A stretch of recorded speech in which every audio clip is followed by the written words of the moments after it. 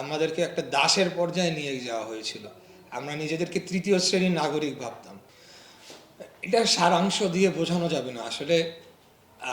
মানবেতর জীবন বা বিভিন্নভাবে একটা তো হচ্ছে যে আপনার ফিজিক্যাল বা আপনার যে আমরা যে কন্ডিশনগুলোর ভিতর দিয়ে গিয়েছি, ফিজিক্যালি কোথায় থেকেছি, জেলে থেকেছি, আহত হয়েছি ইত্যাদি। এটা আরেকটা ছিল মানসিক, যেটা নাকি সার্বক্ষণিক আমাদেরকে পীড়া দিয়েছে। আমরা সব সময় নিজেদেরকে যে একজন স্বাধীন বাংলাদেশের স্বাধীন নাগরিক হিসেবে ভাববো, সেই জায়গার থেকে বঞ্চিত ছিলাম। এবং আমি প্রায় কথাটি বলে থাকি, আমাদেরকে একটা দাসের পর্যায়ে নিয়ে যাওয়া হয়েছিল। আমরা নিজেদেরকে তৃতীয় শ্রেণীর নাগরিক ভাবতাম এবং সেটি আমাদেরকে সার্বক্ষণিক পীড়া দিত। কোনো আনন্দের মুহূর্তেও যখন হয়তো বা সরকারের কোনো চাপ থাকতো না বা কোনো স্বাভাবিক অবস্থা হয়তো কিছু সময়ের জন্য বিরাজ করছে দেশে, কিন্তু আমাদের মনে কোনো দিনও শান্তি ছিল না। কারণ আমরা জানি যে আমরা এদের অধীনে রয়েছি, এদের অধীনস্থ রয়েছি। এই ফ্যাসিবাদের অধীনে আমাদেরকে থাকতে হবে এবং আমাদের তাদের যা বলবে সেটিকে মেনে চলতে হবে। এবং এই জিনিসটা আমাদেরকে সার্বক্ষণিক কষ্ট দিয়েছে।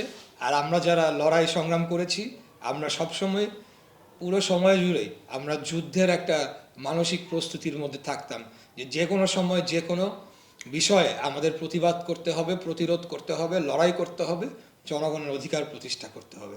সেই জায়গা থেকে মুক্ত হয়ে আজকে যখন এই বাংলাদেশে আছি, এই ফ্যাসিবাদ মুক্ত বাংলাদেশ, তখন এর থেকেও আরও যদি কোনো জায়গায়ও আমাকে থাকতে হয়, তাতে আমার এত খারাপ লাগবে না। তখন যদি আমি রাজপ্রাসাদেও থাকতাম, আমার তখন যে মানসিক কষ্ট ভিতর দিয়ে আমরা গিয়েছি, এটি আমি বলতে চাই। আচ্ছা, বলা হয় যে চট করে ঢুকে যাবে, যদি চট করে ঢুকে যায় তাহলে আপনারা কি করবেন? আমরা চাই যে সে চট করে ঢুকুক, কারণ ভারত তাকে এভাবে ফেরত দিবে না। সে চট করে ঢোকার সাথে সাথে আমার বিশ্বাস বাংলাদেশের কোটি কোটি জনগণ তাকে পাকড়াও করে তাকে আইনের আওতায় নিয়ে আসবে, তাকে বিচারের সম্মুখীন করা হবে। যে গণহত্যা চালিয়েছে খুনি হাসিনা, সেটার জন্য তার বিচার এবং শাস্তি নিশ্চিত না হলে এই শহীদদের আত্মা শান্তি পাবে না, বাংলাদেশের মানুষের মন শান্তি পাবে না, এবং বাংলাদেশটা একটা ব্যর্থ রাষ্ট্রেই পরিণত হবে যদি সে তার যে গণহত্যা করেছে সেটির বিচার এবং শাস্তি নিশ্চিত করা এবং এই দৃষ্টান্তটা আমরা রেখে যেতে না পারি আমাদের আগামী প্রজন্মের জন্য। অতএব আমরা অপেক্ষা করছি, যদি মহান আল্লাহ তাআলা সেই সুযোগ দেয় যে চট করে ঢুকে পড়েছে, তাহলে আমরাও তাকে ফট করে ধরে ফেলে তাকে বিচারের আওতায় নিয়ে আসবো। এটি আমি বলতে চাই।